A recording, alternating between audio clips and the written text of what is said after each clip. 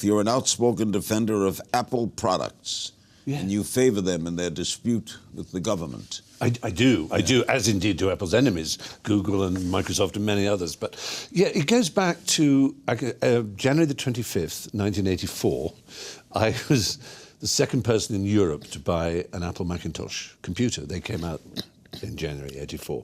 An appropriate year. It was, and the first was my friend Douglas Adams, the writer, The Hitchhiker's Guide to the Galaxy and so on. I knew him. Sadly died, yeah. And we used to play, like children play with train sets. We used to play with our Apple. This was, of course, before the internet by a long way. And I became absolutely fascinated by what it could do and what it represented.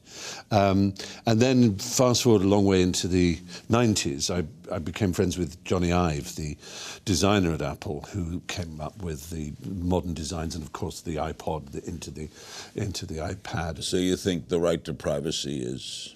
But on that front, yes, I think it trumps just about everything. Of course, I can understand if your family have been hurt by someone who hasn't been found, and there is the possibility that they could be found and traced by breaking into a phone. I can understand why you would want that, and I think Tim Cook at Apple and others do understand that it's not an easy thing to say.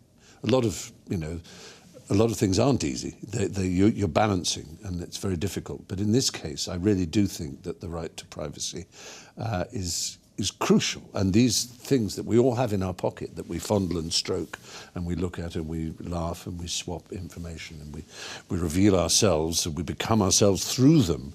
The idea that they can be opened by anyone is deeply disturbing. Have you ever been hacked? No, actually, I'm very fortunate. I think I do take good precautions, but I have been lucky. Watch new episodes of Larry King Now, Monday, Wednesday, and Friday on demand on Aura TV and Hulu.